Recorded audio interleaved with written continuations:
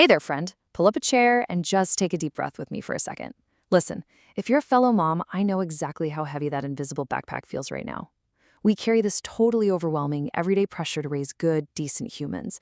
And sometimes it just feels like we're completely falling short. We want our kids to be kind, obviously, but between the chaotic school drop-offs, the endless mountains of laundry, the bedtime battles, or just hiding in the pantry for literally 2 minutes of peace, it can feel like one more massive thing on our to-do list. Well, I want you to relax, because today's explainer is a comforting guide made just for you. We're going to walk through some really beautiful, grounded insights from the Kindness is Cool initiative. So let's dive into this together and take some of that pressure right off your shoulders. I mean, this is the million-dollar question, isn't it? Validating this struggle is so important. We desperately want compassionate kids, but we also know that the second we force them to say you're sorry or be nice, it turns into this forced performance. It becomes about getting praise from us rather than actually caring about the other person. And honestly, abstract ideas like be kind are just really hard for little developing brains to grasp. So the crucial point here is that we need to break these big, abstract ideas down into practical, age-appropriate actions. We're going to look at how to make kindness something they actually choose to do rather than something we just nag them to do. I absolutely love this perspective shift from the source material. As moms, we so often think of kindness as an action we have to actually do, baking cookies for a neighbor, volunteering, giving away old toys. But this is such a relieving reminder. Sometimes true kindness is simply showing restraint. It's your teenager pausing before forwarding a mean joke in a group chat. It's a sibling biting their tongue and choosing not to interrupt a story. It's choosing not to expose a friend's private, embarrassing moment. For our kids, learning what not to do is just as much a caring action as any grand, over-the-top gesture. Section 1. Redefining Be Nice. A menu, not a checklist. Okay, so to help put this into practice, the source provides a beautifully curated list of 50 simple acts of kindness. But please hear me clearly on this. Frame these as a menu, not a checklist. Do not add this to your mental load as 50 things you absolutely must force your child to do this month.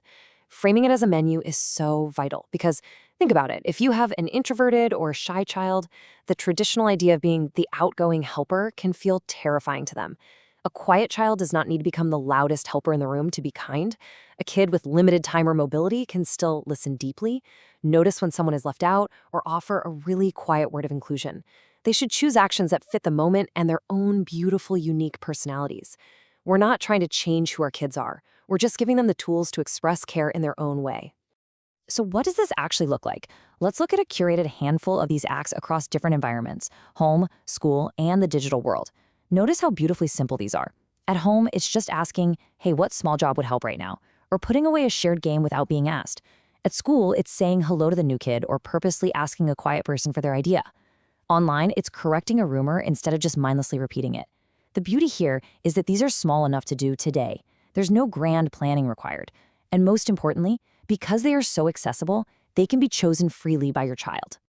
Section 2. Kindness through the ages. Obviously, what works for a toddler isn't going to work for a teenager, right? We can vastly reduce our own frustration if we tailor our expectations and our support based exactly on our child's developmental stage. Let's break this roadmap down a bit. For babies and toddlers, the source highlights Harvard's serve and return concept. They learn by mimicking you. You simply model the action, like carrying a safe item, and narrate it out loud.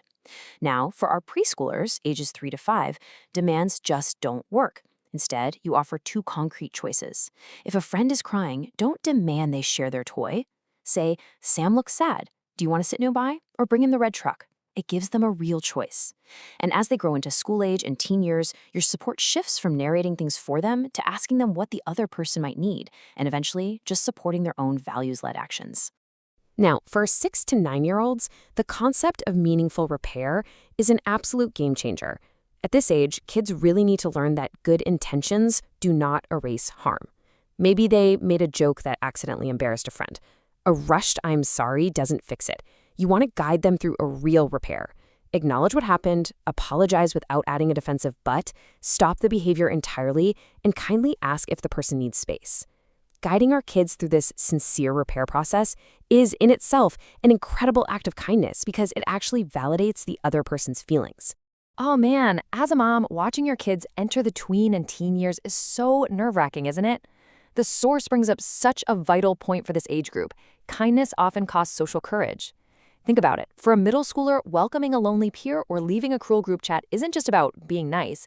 It risks extreme awkwardness and their own social status. It is genuinely hard for them. Our job here isn't to lecture them, but to help them brainstorm safe responses. Talk through their options. Maybe it's speaking up in the moment, or actually, maybe it's just checking in privately with the hurt person later. Help them find the safest, most useful choice for them. Section 3. Boundaries are kind too. Okay, I need to put on my protective mom hat for a second here. We absolutely must protect our kids from toxic people-pleasing. We have to teach them that kindness and safety belong together and that having boundaries is not selfish. It's fundamentally kind to oneself. Let's look at the difference. People-pleasing is overextending themselves, giving up everything and feeling resentful just to be nice. But boundaried kindness is completely different. Look at this phrasing from the source. I can help for 5 minutes, then I need to finish my work. Friend, we need to teach our kids these generous sentences right alongside the boundaried ones. They are allowed to have limits. They are totally allowed to protect their time and their energy. And this extends directly into physical and emotional safety too. A truly kind child can, and honestly should, refuse a hug or touch they don't want. A simple "no thank you" is a complete sentence. They can keep a prized object private without being forced to share it with literally everyone who walks in the house. They should feel totally empowered to leave an unsafe interaction or disagree respectfully. And we should really stress to them that they are never, ever expected to approach strangers, mediate violence, or keep dangerous secrets in the name of helping. Teaching them to go fetch a trusted adult is a strong, deeply caring action. Section 4. The 1-week family practice. So how do we bring all this beautifully balanced kindness into our actual homes without it feeling like a chore? The source introduces this wonderful, gentle, judgment-free weekly challenge that you can just connect to an existing routine you already have, like sitting down for dinner or during your bedtime wind-down. You just focus on these daily themes for a week of small choices. Notice, include, help, encourage, protect, contribute, and repair. Now listen closely to the golden rule for this week. There is no score, there is no prize, and there is no mandatory gratitude expected from others. If your child does something kind and the other person doesn't smile or say thank you, we just remind them that kindness doesn't control another person's response. We do this to protect kindness from becoming a transaction. It's just about making small, intentional choices together as a family.